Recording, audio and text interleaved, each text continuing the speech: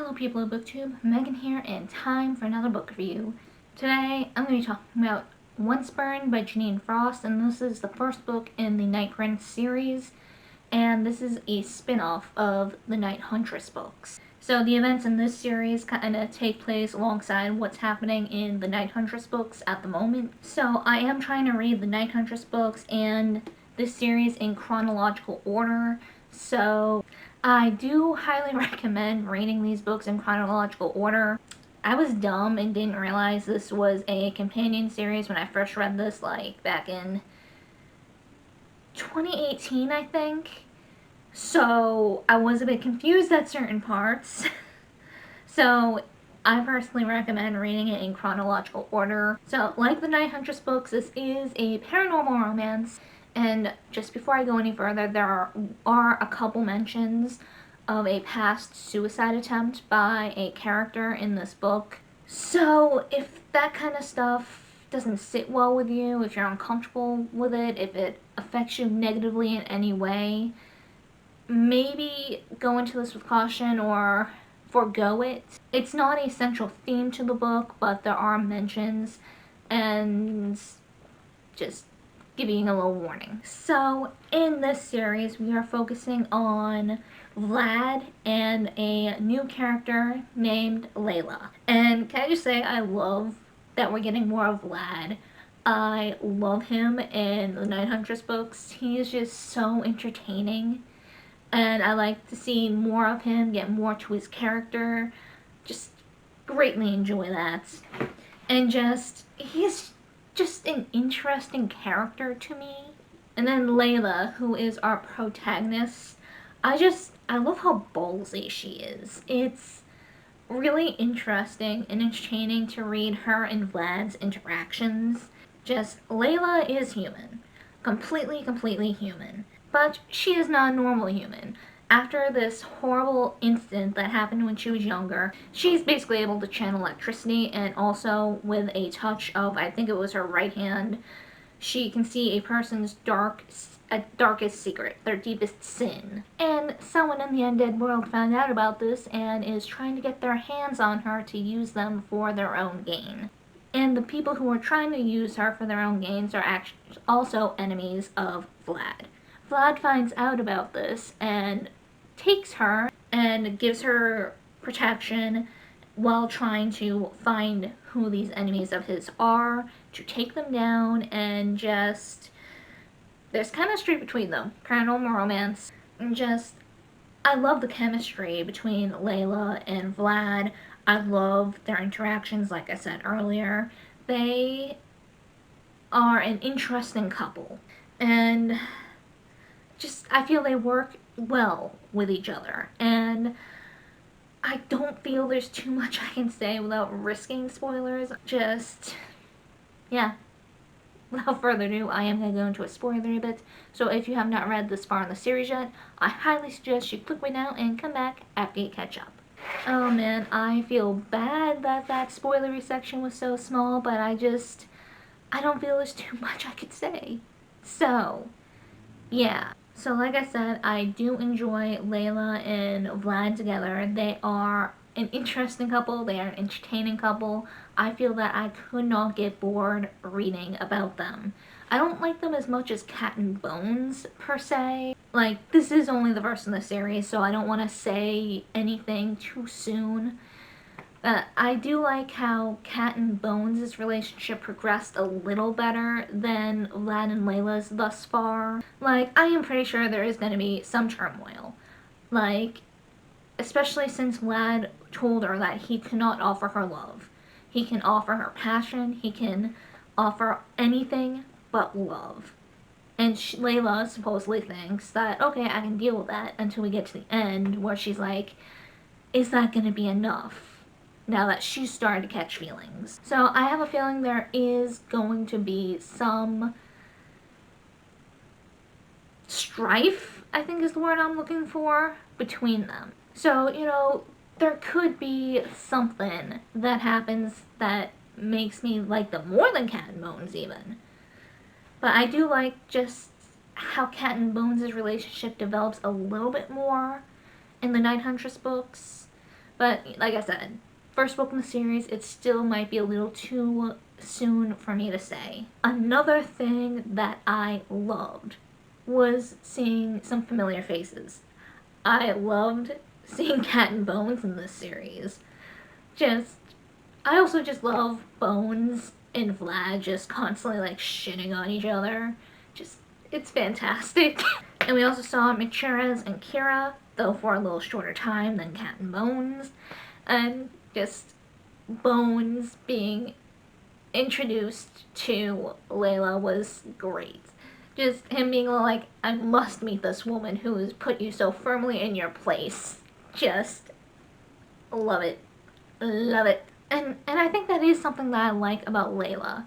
She definitely doesn't hesitate to speak her mind with Vlad, even as scary as Vlad is. He really isn't someone to be messed with, but yet she's like, yeah, whatever.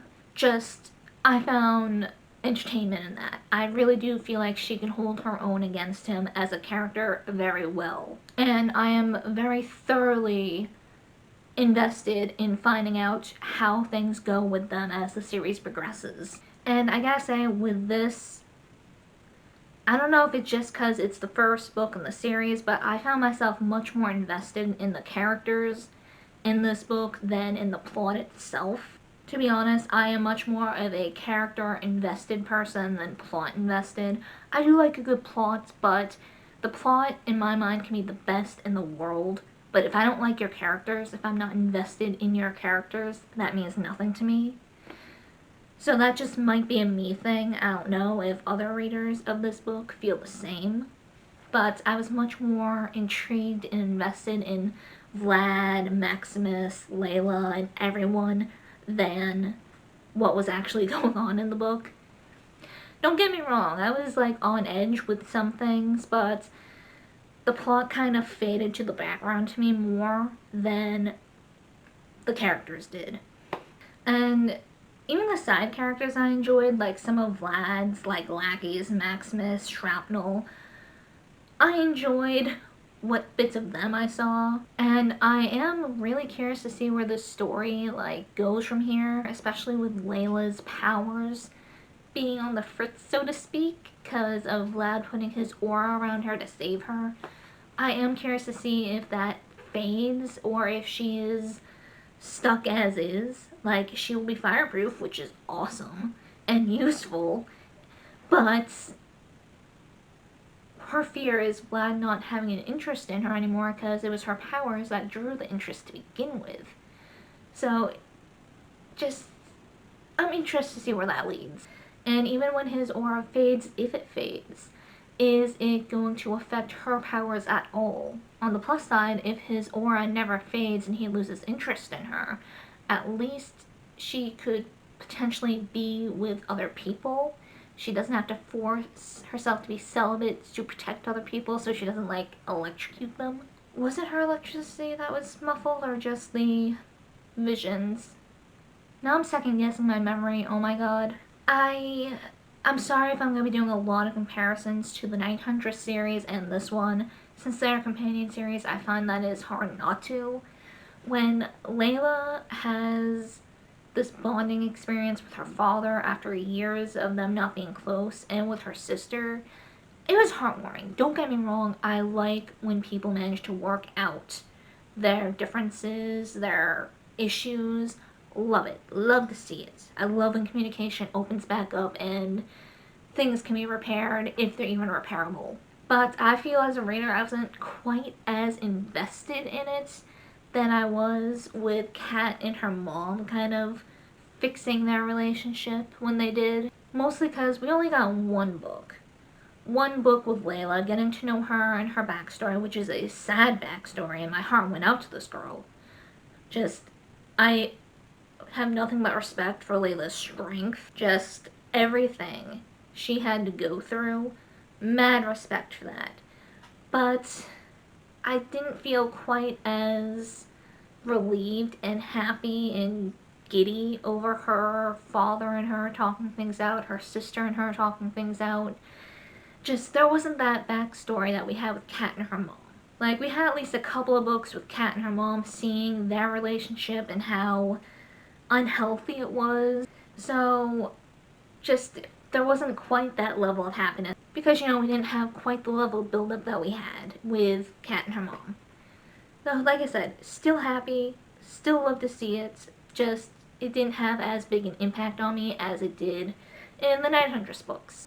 Though I also love kind of like the little found family that Layla found with Marty and the other carnies. We mostly just see her and Marty. Love, I love the concept of found family. Found family, I think, is just fantastic. I love reading stories about found family. Frankly, in my opinion, found family has a bigger impact on me than family, because with the found family, you choose who you consider your family. It's not just a default like, well, I'm related to you, so I guess I'm here for you. Choosing to be there for someone, to be there through thick and thin, to help them out, to be their support, and to be supported in return. Choosing that over this mandatory bond just out of blood, if that makes sense.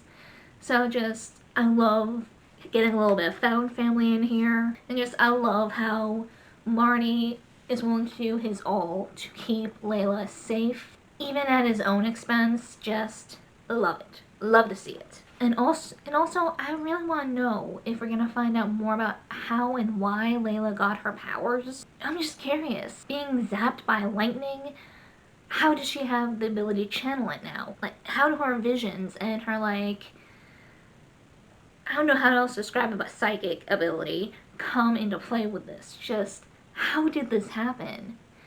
I want to know. I really want to know. And I really hope that is something that is explored further in this series. And I'm just curious on if Layla is going to meet any more of the Night Huntress gang. She's met Mancheras, she met Kira, Bones, and Kat, but is something going to happen that causes her to meet Spade and Denise or Ian? Her reactions to Denise and Ian alone, I want to see. Because I think that would be just really interesting. Just one little throw in before I wrap this up.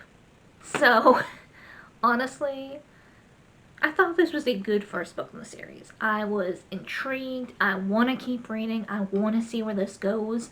I'm not sure if I'm quite as invested as I was with the Night Huntress books right now, but I'm clearly invested enough to want to keep reading. So, yeah. That's all I gotta say for this video. For anyone still watching, what did you think? Did you like this book? Did you not? Are you somewhere in between? Compared to Halfway to the Grave, which first book did you think was better? Which one intrigued you more? Is there anything that I didn't talk about that you want to discuss? Let me know. Let's get a discussion going. And yeah, that's it for this video, and I hope to see you guys next time.